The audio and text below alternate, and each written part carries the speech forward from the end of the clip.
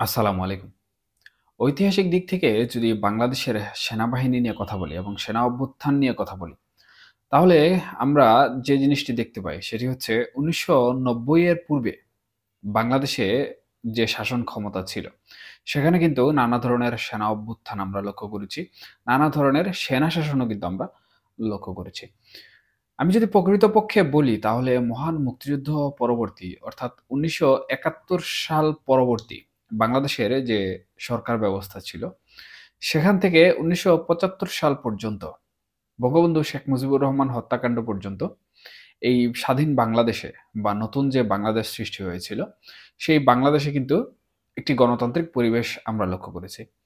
এরপর থেকে কিন্তু ১৯৭৫ সালে যখন বঙ্গবন্ধু শেখ মুজিবুর রহমান হত্যাকাণ্ডের শিকার হন সপরিবারে, এর পরিবর্তে কিন্তু নানা ধরনের সেনাবাহিনীর কূ, সেনা অভ্যুত্থান, সেনা শাসন আমরা লক্ষ্য করেছি। এ সকল চড়াও-উতরার মধ্য দিয়ে বা বিভিন্ন সেনা অভ্যুত্থানের মধ্য দিয়ে বাংলাদেশে বিভিন্ন রাজনৈতিক দলের জন্ম হয়েছে। একইভাবে বিভিন্ন সেনা শাসকেরও কিন্তু অবসান হয়েছে। শুধু যে তাই, তা কিন্তু নয়। বাংলাদেশের ইতিহাসে আমরা দেখেছি সেনা শাসন থেকে স্বৈর শাসকের জন্ম হয়েছে এবং রাষ্ট্রপতি হোসেন মোহাম্মদ এরশাদের যা শাসনামল ছিল, সেই শাসনামলে থাকা অবস্থায় একটি রাজনৈতিক দলও কিন্তু প্রতিষ্ঠিত হয়েছিল। তবে ১৯৯০ এ যে স্বৈরাচার বিরোধী আন্দোলন হয়, সেখানে রাজনৈতিক দলগুলো তাদের যে দৃঢ় অবস্থান দাঁড় করিয়েছিল, সেখান থেকে কিন্তু বাংলাদেশে গণতন্ত্র পুনরুদ্ধার সম্ভব হয় এবং স্বাধীন বাংলাদেশে গণতন্ত্র চর্চার এটিই ছিল সর্বপ্রথম পদক্ষেপ। এর পরবর্তীতে কিন্তু নানাভাবে জাতীয় সংসদ নির্বাচন অনুষ্ঠিত হয়েছে। বিভিন্ন রাজনৈতিক দল গণতান্ত্রিক প্রক্রিয়ায় তাদের যে শাসন ব্যবস্থা রয়েছে বা বাংলাদেশের সংবিধান অনুযায়ী যে শাসন ব্যবস্থা রয়েছে, সেই শাসন ব্যবস্থার কিন্তু পরিবর্তন হয়েছে। দেশও তারা শাসন করেছে। তবে ২০২৪ সালের ৫ আগস্ট আওয়ামী লীগ সরকারের দীর্ঘ ১৫ বছরের যে শাসনামল ছিল, সেই শাসনামলের পতন আমরা লক্ষ্য করেছি। কেউ একে কিন্তু প্রকৃতপক্ষে গণঅভ্যুত্থান বলছেন, কেউ বিপ্লব বলে অভিহিত করছেন। তবে সর্বশেষ যেটি আমরা দেখেছি বা সর্বশেষ যে বিষয়টি আমরা লক্ষ্য করেছি, সেটি হচ্ছে ছাত্র জনতার গণ-অভ্যুত্থান হিসাবে কিন্তু অনেকেই একে এখন পর্যন্ত পরিচয় দিচ্ছেন বা সংজ্ঞায়িত করছেন।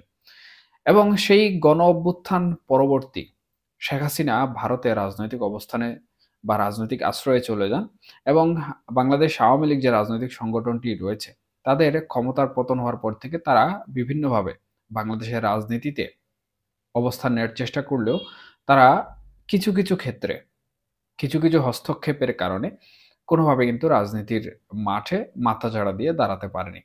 তবে এখন বাংলাদেশ আওয়ামী লীগ সম্পূর্ণরূপে তাদের যে একটি নিউট্রাল অবস্থা রয়েছে, সেই নিউট্রাল অবস্থায় কিন্তু অবস্থান করছে।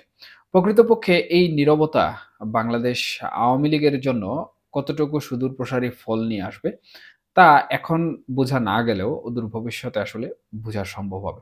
তবে বিশ্লেষক যারা রয়েছেন, হ্যাঁ, তারা অনেকেই কিন্তু বিভিন্নভাবে এই বিষয়গুলো বিভিন্ন দিকে বিশ্লেষণ করার চেষ্টা করছেন। প্রকৃতপক্ষে বাংলাদেশে এখন পর্যন্ত কিন্তু স্থিতিশীল অবস্থা আমরা লক্ষ্য করিনি। অন্তর্বর্তীকালীন সরকার দেশ পরিচালনা করছে। সেখানে দেশ পরিচালনা করতে গিয়ে নানামুখী সমস্যার সম্মুখীন হচ্ছে।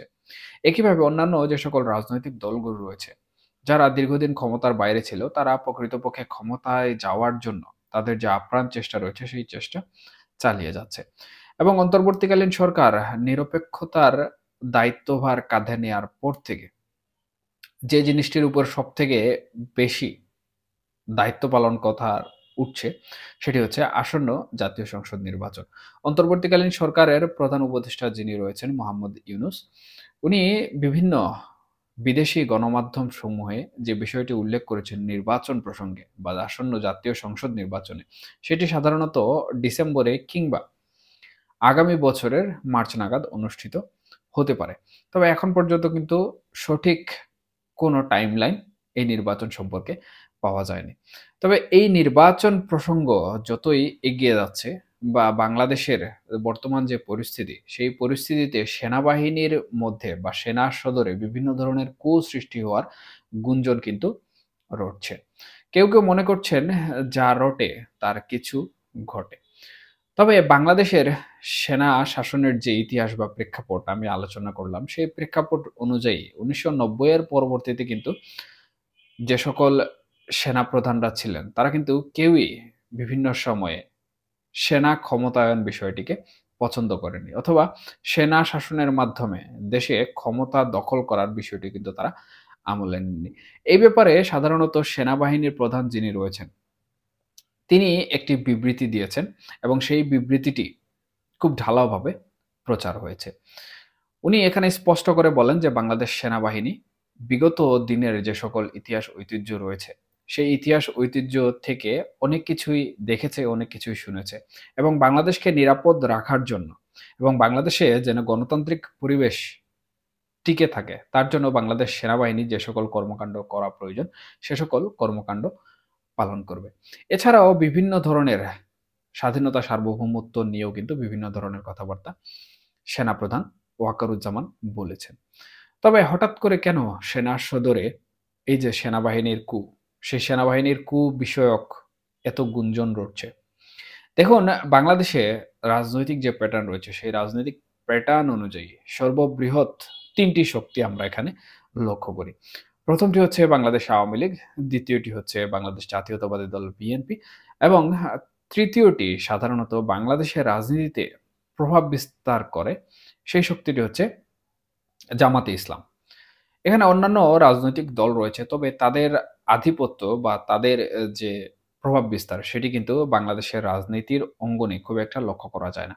এখানে যেহেতু ৩ টি শক্তি বর্তমানে দেশের পরিস্থিতিতে বিরাজমান রয়েছে, সুতরাং প্রত্যেকটি সেক্টরে বা প্রত্যেকটি জায়গায় কিন্তু এই ৩ টি রাজনৈতিক শক্তির প্রভাব লক্ষ্য করা যায়। সেটা যদি আমরা আওয়ামী লীগের যে আইনজীবী পরিষদ নির্বাচনগুলো লক্ষ্য করি, তাহলে দেখতে পাই যে আওয়ামী লীগ পতনের পরেও কিন্তু আইনজীবী পরিষদ নির্বাচনগুলোতে বিভিন্ন জায়গায়, বিভিন্ন আদালতে তাদের যে সমিতি রয়েছে, সেই সমিতিতে বিপুল ভোটে কিন্তু জয়লাভ করছে।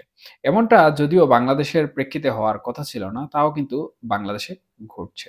আবার বিভিন্ন শিক্ষক সমিতির নির্বাচনে আমরা লক্ষ্য করছি, এখানে আওয়ামী লীগের যেমন প্রার্থী নির্বাচিত হচ্ছেন, একইভাবে বিএনপির প্রার্থী নির্বাচিত হচ্ছেন। আবার জামাতেরও প্রার্থী কিন্তু নির্বাচিত হচ্ছেন।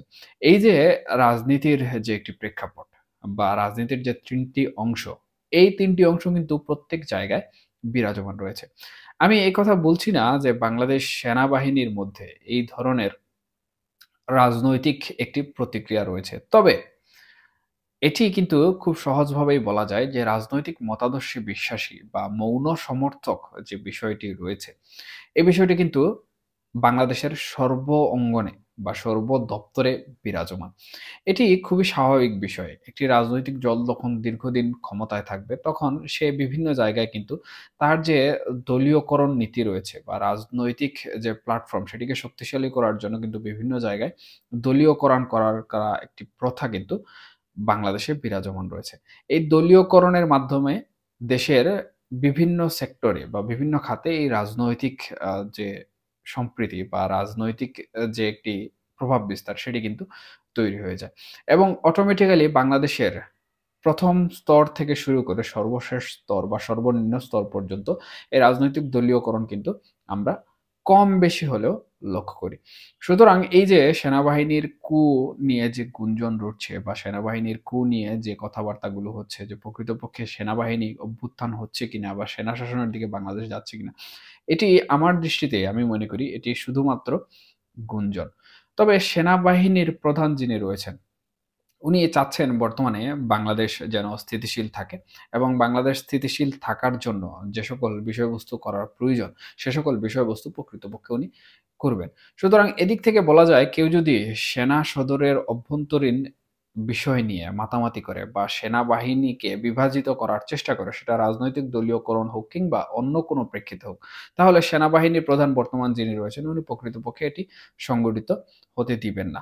কারণ এটি সংগঠিত হয়ে গেলে কিন্তু বাংলাদেশ সেনাবাহিনীর মধ্যে যে ঐক্যবদ্ধতা রয়েছে বা বাংলাদেশ সেনাবাহিনী যেভাবে বাংলাদেশের জন্য কাজ করে যাচ্ছে, সেটি কিন্তু বাধাগ্রস্ত হবে।